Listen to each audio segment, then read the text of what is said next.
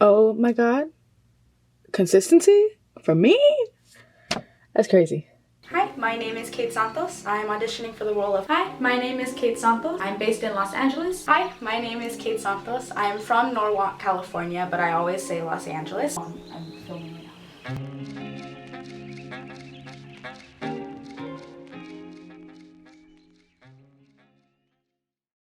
Oh goodness, I look really pale.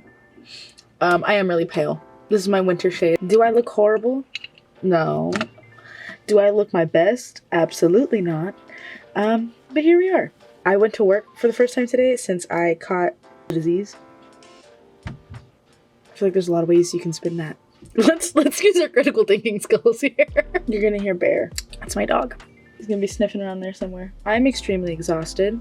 I went to work today for the first time since my family infected me with the Little Miss pandemic disease. And a lot happened at work too. Like, not just the usual work stuff, like some tea.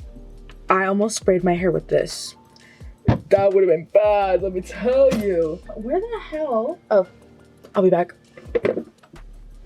I found it. In the last video I posted, kind of just admitted that I want to go into content creation. And of my dog, and it might happen again because he usually does it in like threes.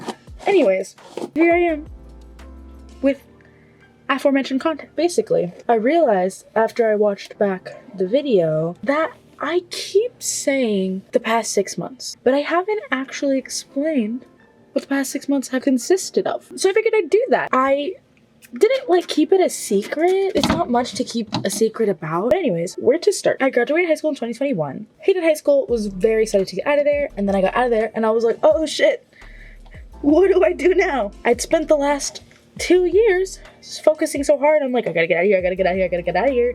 And I was like unprepared for what to do after. I didn't know what I was doing. Talked to my dad and he kind of convinced me to do a gap year. To be honest with you, I didn't know what that really consisted of. He was like, literally nothing. Like, you do nothing for a year. And I was like, that sounds like a lot of fun. So true, thing. Anyways, he was like, well, you can like travel or whatever because I can't just sit around and do nothing. Don't get me wrong, I'm lazy and I will sit around and do nothing, but it makes me anxious. So I was like, okay, this gap year thing sounds great. Gives me a chance to figure out, you know, like what I want to do. I knew what I wanted to pursue. I was just too scared to say anything about it. Anyways, I took the gap year. For the first half of the gap year, I hung out with friends a lot. I say friends like I have multiple. There's like M. I hung out with my family a lot. I hung out with my friends a lot. I went out a lot.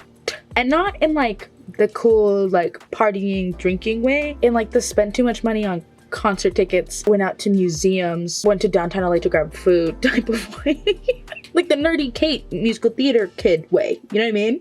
So I did that. And for a while, like, that shit was fun. I'm not gonna lie to you. That was a blast. But eventually I was like, okay, like this was fun, but like I gotta do something, right?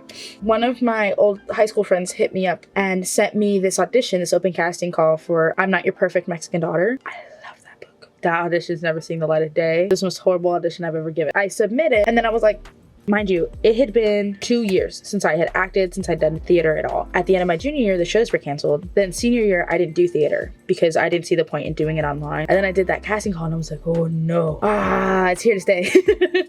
And so I downloaded Backstage, which I know, you don't gotta tell me, I know. But I did get my first job from Backstage. I'm supposed to be getting ready. I'm supposed to be doing my hair. So I had auditioned for a few things, but I hadn't really given it my all. Then I got a message on Backstage. It was a very sketch message, but it was for this thing that was shooting in Santa Clarita. And I didn't know where Santa Clarita was, but I was young, dumb, and newly licensed.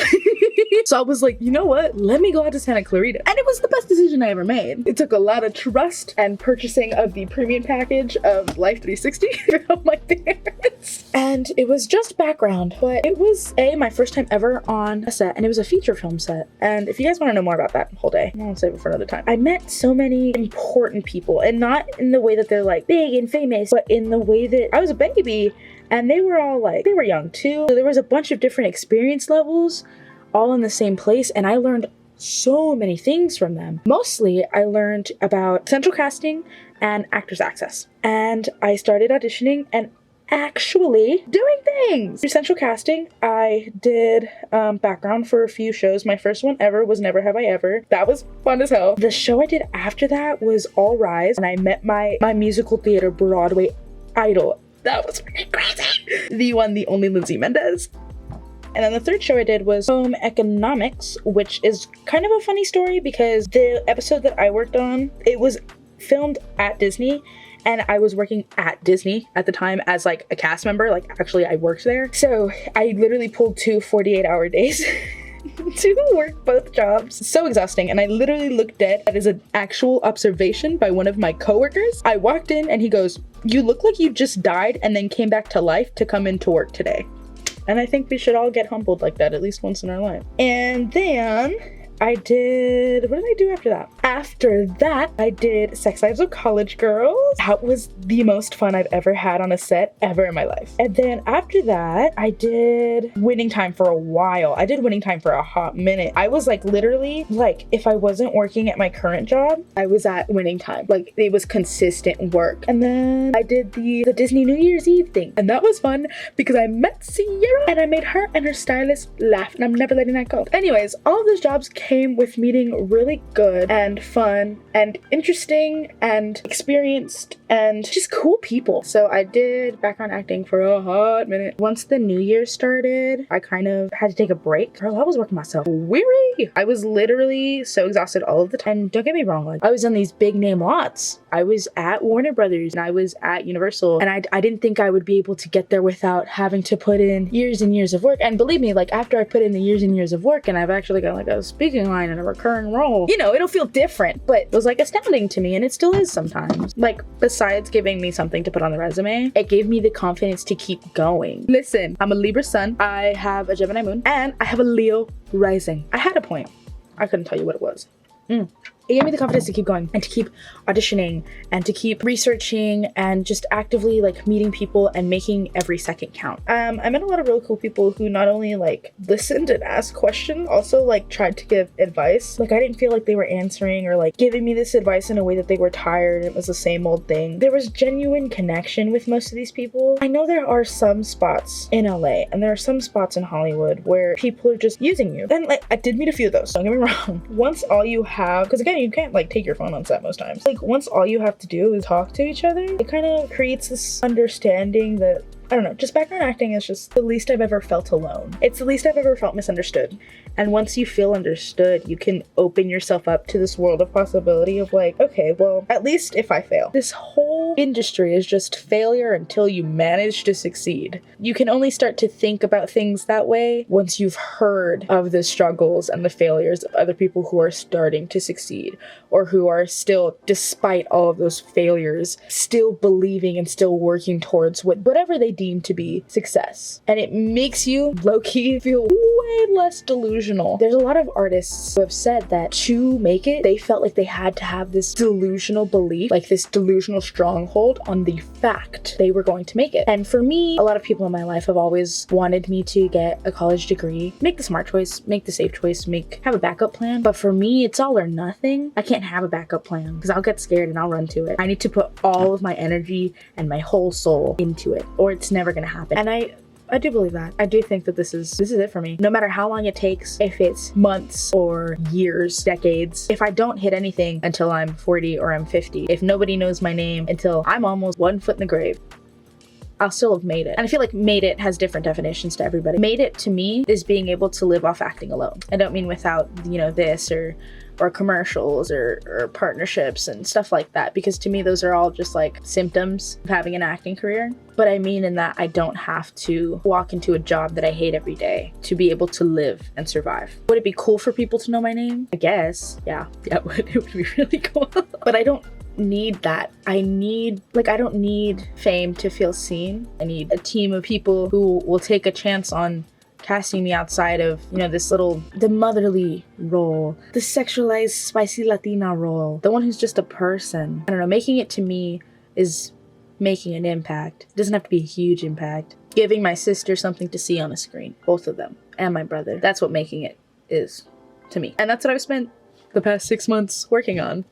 is trying to figure out a way to live my dream and make my impact. There was a TED Talk that my father showed me my freshman year of high school that was talking about how people always say that they want a happy life, but that happiness is a fleeting emotion and it comes and it goes, and you can't spend your whole life searching for and yearning for and living for something fleeting. It's better to live life searching for and fulfilling your purpose. And I think that this is my purpose. Sharing my story, sharing other people's stories, helping other people's stories get heard. I think that's my purpose. So I've been working on that. I've been writing and I've been talking to people and learning about the ways that other people think and talk to each other and talk about themselves, the way that they interact and perceive the world, to be able to fully form my own perceptions and my own way of thinking, but also fully form the capability to write and be able to be a vessel for those other perspectives, those other interactions, those other self-perceptions. And I think I've done a really good job of that with all the auditions, with even the commercial I did, the senior thesis commercial, which I feel the need to clear up that was not a real bubbly commercial, but it looks real, huh? All that to say, I'm gonna keep using my time to understand myself and the people and the world around me, to be able to better communicate with them, to be able to better represent them in the stories that I want to tell and in the stories that I'll go on to be a vessel for. Because I think no matter which form the storytelling is in this straightforward, straight up content creation, or in a TV show, or in film, or in books and blog posts, I think storytelling is an incredibly crucial part of how we survive and how we leave just evidence that we were here. Just something to be seen. Wow, that got really deep. Okay, well, I'm gonna edit this now and then I'm gonna go to sleep, but it was nice talking to you. And if you subscribe and you comment and you like and then you go follow my Instagram and my TikTok, we can have a little chat again. We can have another one of these little conversations. So go do that. I love you and thank you for being here. Okay, bye.